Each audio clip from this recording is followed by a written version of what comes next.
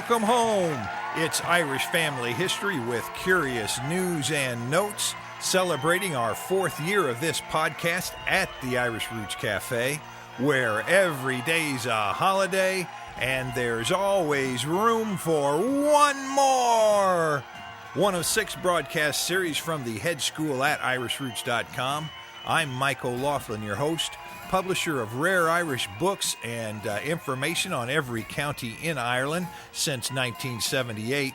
Be sure to read our blog, complete with links to click on from this podcast, and search our master index and books for free. Molly, wet the tea, Katie, bar the door, Sweeney, clear that floor, and bring out the Irish dancers. It's time we get this show on the road. Oh, here we are in our 6th year, actually, and it's show number 191 here at the Irish Roots Cafe. This is the Irish Genealogy podcast, and the family name of the day is Gilsedon or Gilston, and the Irish county of the month is Louth, and searching for Dillan and Ronan. And curious news, Irish men rank last in what? And number 5, the web page of the month. Hey, how about film classics over there in Ireland? What's going on? Number 6, curious note, there's a pub owner selling his castle in Ireland. That's interesting. And number 7, the 1 minute podcast, we're just going to talk about the Hedge School CD set release. They're all in today. I've been putting them all together. I've even assigned colors to each subject that we've got here. So it's going to be a lot of fun, and it's ready to go now for the first time. And we'll be releasing everything this summer in 2 places in the U.S. I'll let you know that, too.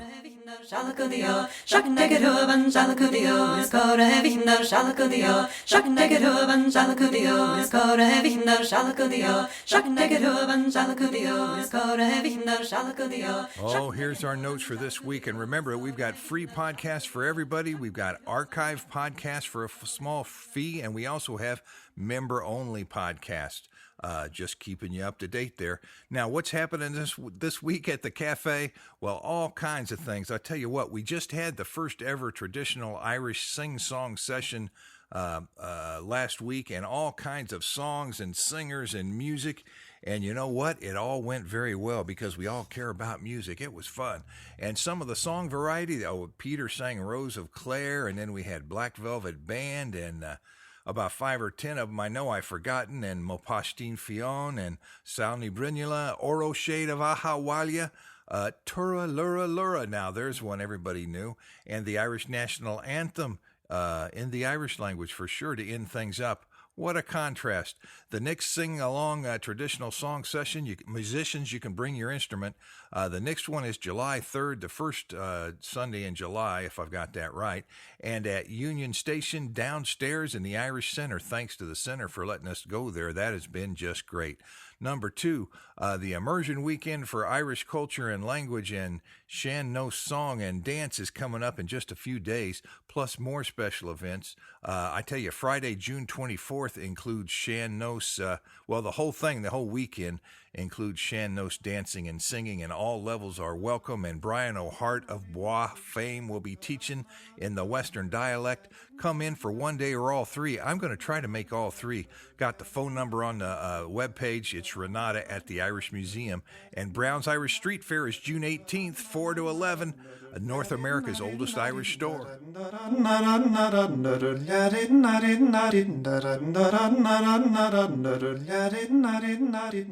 Oh, here we've got the 1 minute podcast. How can I possibly squeeze all this neat information into one little segment? But I'm going to try to do it. Okay, here we go. We've got the national launch of our Hedge School CD series set. There's actually one DVD in there with all the videos we did from our first 2 or 3 years. But this is basically the culmination of everything we have done in the Hedge School since its start. So if you're a beginner, it'll be fun. You just come right on in and you'll catch up right away. You'll be ready for the master CD program. It might take 7 or 8 years to become a master. What do you think? I'm still working at that. But this is our Hedge School program, and here's what we've got. We're going to launch a national launch for the U.S. in August at the Genealogy tent in Dublin, Ohio. We've been there for 12 years now, and this is going to be where we launch it nationally. I'll have all the CDs there in case you want one or you just want to look at them. And we're going to have the local launch this weekend at Brown's Irish Street Fair. That's on Saturday, and we're going to have some fun there. That starts at 4, and I'll be there for an hour or two. And let's take a look at this set so you know more about what I'm talking about. It covers all 6 fields of study that we cover here at the Irish Roots Cafe Hedge School. And you might say, okay, what are those 6 fields of study? And hey, we've got a CD or a DVD for each one of them in this package. And we've got genealogy on a CD, genealogy sessions. That's top beginning tips. We're talking about DNA and more, how to research, what the favorite tips that I've received over the past 30 years have been. Number 2, we've got a CD on song, recitation, and dance. Yes, we have a recitation in there. Song all the way from the traditional Tin Pan Alley songs to some of the earlier songs in Ireland, the songs in Irish, songs in English. If you like song, you like this disc because it's got it all. And you might find out just what Irish songs really is all about, not because we're all masters singing it, but because you'll hear every style and every type sung, so you'll get an education. And then we've got the Learning Irish Language, the History of Ireland, the Irish in America, and Irish video shorts. I couldn't get them all in, but that's the story. We're launching them all, and they're ready to go. They're on the webpage, too.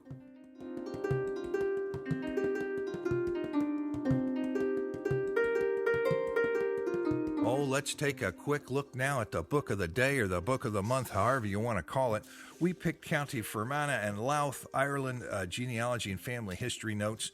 That's part of the Irish Family Project, Irish Families Project, which is my 34-book set on Irish genealogy and researching in Ireland. And they're really made for if you really want to research and understand some things about the county. That's what it's all about. Now, we do have a few family histories in each of these littler books, but it's also to help you no matter what your family name is. We've got a map, and we've got place names, and we've got coat of arms from some of the leading families. That might be an education in itself. And we've got the resources, where to go in Ireland and in the county. And, of course, this book has not just County Fermanagh, but also Louth. So you get a double bang for your dollar there, I think. Or you can go to the library and maybe just view it for free, huh? Now, families of County Louth, we've got them and all the families that are displayed in the Four Masters. We've got that listed there on the Four Masters map. And here are the families in Fermanagh, just a few of them anyway, on the map of our Four Masters. And who are those names? Well, it's McCaffrey and McIntaggart and McGarahan and McDonnell and McGilfinnan, McGuire, McGilshinan, McTiernan, McTully, McGraw, could be McGrath, how do you want to say it? O'Breslin and O'Casey and O'Cassidy and O'Cogley and McLennan and McLeonard and McManus and O'Corcoran. I tell you, it just never ends. There's many more names on that map, but that'll do it for now. I just wanted to give you a flavor for what's there. And what do we have here? I've got that book right here, don't I? Let me reach down here and get it. Yes. Oh, and we've got some excerpts from the works of O'Hart. And, here's a note on page F12 of this book. And it says, it's really well to observe that this and other townlands mentioned in the Cromwellian records are not mentioned in the alphabetical index to the townlands and towns of Ireland, Census of Ireland for the year 1851. So that tells you that place names were always changing, and even though you've got a book of a couple of thousand pages or so listing all the townlands and places of Ireland, some of those names have changed, and they don't match up to what was going on in the 17th century by the time you come to that alphabetical index for 1851. But that's a great old index. I'll tell you, I've pulled a lot of information out on that about counties and towns and how it was back around the famine era. So I'd sure recommend that book, but that's just a little note to let you know they've been looking for centuries for some of these places.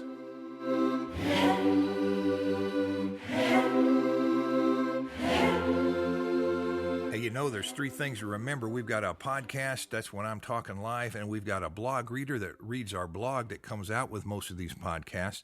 And then we've got the blog itself where you can just sit down and read that blog or click on the links where you want to go. Hey, we've also got the enhanced podcast, which has some links on it. If you're watching that podcast, you're not just listening, you're watching it, and we'll have some links embedded in some of the photographs that come up. So those are just some reminders to you. There's not very many genealogy shows that are doing that. Hey, coming up, there's also a note about the Classic Film Festival in Ireland in just a few days, so you better listen quick and get that plane ticket ready. Now we've got to raise our eyes skyward, give thanks, and ask for help. Here are today's Magnificent Seven. Number 1, Chairman Muntean of Glendale, California. Your County Meath and Westmeath genealogy notes have shipped. Number 2, Marcia Mulcahy of Cape Girardeau, Missouri. Your family's a cork has shipped. Number 3, John Fagan of Navan, County Meath. Your County Meath and Westmeath genealogy notes have shipped. And number 4, Rosemary Albright of Powell, Ohio. Your County Tyrone, Ireland genealogy book and place names book have shipped. Hey, maybe I'll see you at the festival in August, Rosemary. Number 5, Brian Rowley of Macon, Georgia. Your County Galway, Ireland book, birth index, and Irish place name books have shipped. Boy, that's 3. That might be a record for this week. You might be the top one. And number 6, John Lawler of Edina, Minnesota. Your Kings and Queens book shipped. Number 7, welcome new member Peter Dillan of Grovetown, Georgia. Been researching the Dillan and Ronan families and says they came to the U.S. by the way of Argentina. And there's a fascinating story there about the 1840s and that. And they're now looking to go back to Westmeath and Offaly. Ooh, I hope we can interview Peter. He might have some interesting information for all you searching in those areas.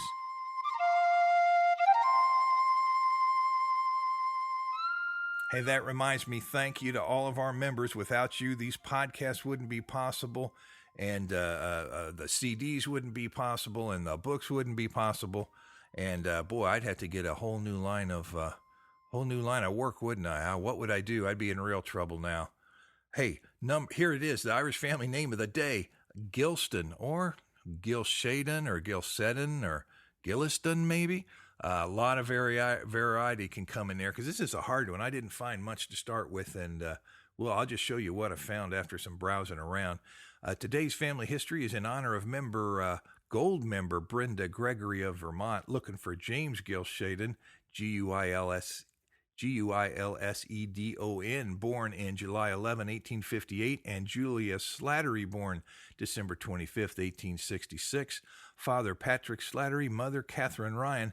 Possible related spellings of the name, boy, you can spell it all kinds of ways. That the E's and O's can be interchanged, and even the A's, but Gilson and Gilston, Gelston. And we've got some variant spelling groups in the guide to various spellings of Irish family names. Link to that's on the blog. Let's take a few little history notes on that name. Well, first thing I thought was, there's several names that begin with G-U-L or G-I-L or G-E-L or even G-U-I-L, and they're all given to be of Huguenot origin in Ireland and England by O'Hart, just for starters, and that's just one source. And we also see Gilshannon or Gilsenan as a long shot, possibly an origin on an isolated instance, but that's not really, just didn't ring true for most of the names. So we looked and we found Gilston was a village located near the town of Harlow and the village of Highwich in East Hertfordshire district in the county of Hertfordshire, England. So there's a possible English origin for the name. Now, if we go to the Griffiths valuation for County Antrim in 1861, 1862, we find 2 listings for, or at least one for Samuel in Cromack Town Parks, Montgomery Street, Shankle. And we also find on a web page here, it says there are 2 distinct group of Gilstons in Ireland, spelled G-E-L-S-T-O-N. And that's the way I found it spelt most often in my records, too. Number 1, you got Presbyterian families of the name in County Down in the north of the county, say East Belfast, too. And then there's also a Catholic family of the name around Downpatrick and Ballynahinch. And very few records for them before 1800. So... hey, that was John Gelston, and he's got a page on the web, and that would be a good place to look. I'd contact him. And some give Gelston as the root of the name, and that looks pretty good. And we've got that name in the Irish Passengers to America book, too. Variant spelling group number 689.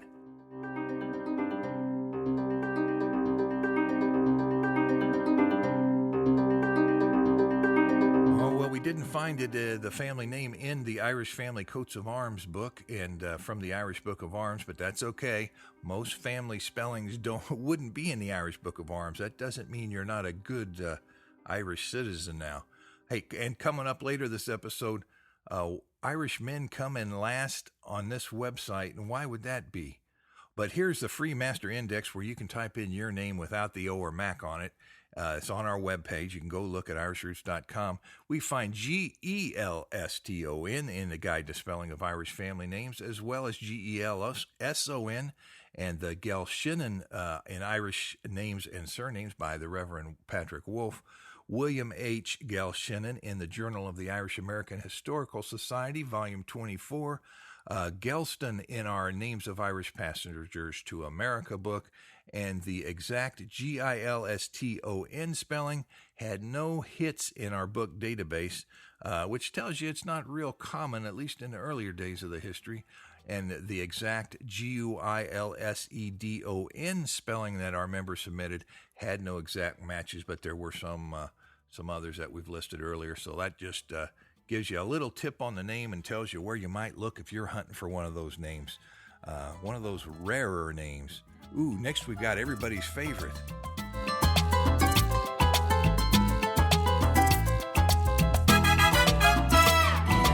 Oh, it's Around the World in Irish Ways, the web pages and videos of the month, and they're all videos this week.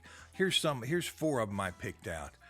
Number 1, clips from the Classic Film Festival at Glengarriff. That's down there in County Cork, and we'll talk about that in a second. Link on the blog. And here's a video about RD in Ireland, and it's near the castle that's for sale. I'll talk about that in the next segment. And number 3, interview with Keith Whalen.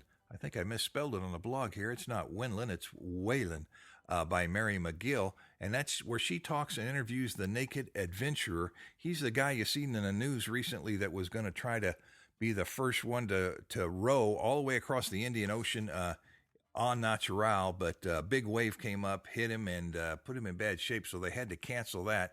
Didn't quite make it. I bet he'll try again, though. And number 4, climbing Everest. It's an adventure interview with Basil Gahagan, and that's because they've got some folks that are doing some Everest work here that are Irish. More on that in a bit. And remember that we've also got our video shorts that I still haven't made any new ones yet, but the first years are up, and we've got all the videos we did, plus the travel video, plus a few more that aren't really out, and they're on the Irish video shorts in our Hedge School CD program, so you can get all of those CDs and just listen to everything at home or while you're going to sleep or driving in a car. Great for a trip, and especially if you want to bone up on some facts. The Irish History podcast was great. A lot of things people don't realize that we've put in that. We've got a good start on it this year on our CD program. More to come next year, so don't forget about it. That's a good one. And we've got all 7 schools on there, or 6.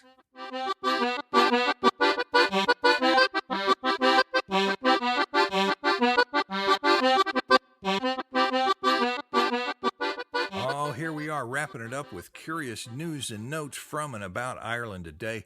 Number 1, Jeff Chambers of County Armagh climbed Mount Everest and notes that the bodies he passed on the way up or on the way down, I forget which, and he talks about what he thought as he looked at those bodies. They're frozen there forever, I guess.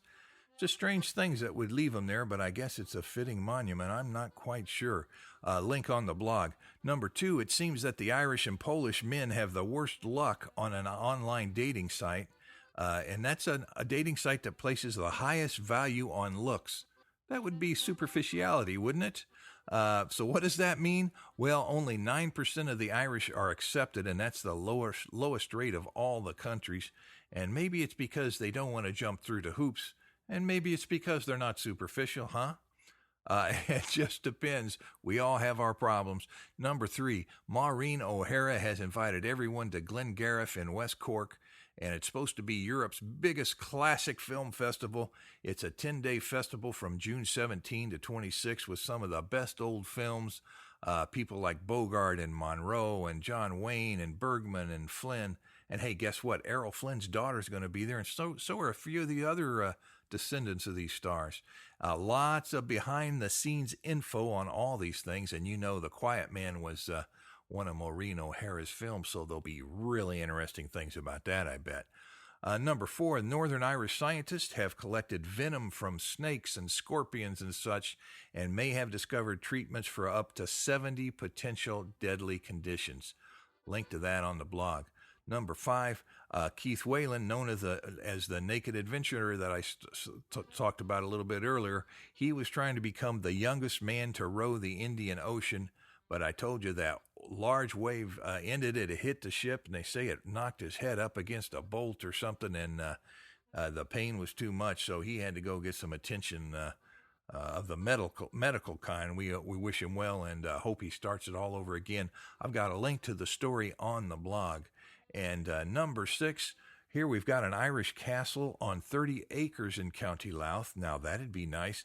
It's for sale by a local pub owner, and it's just outside of RD, and it's known as Knock Abbey Castle. In 1988, Cyril O'Brien paid £475,000 for it, and then he refurbished it.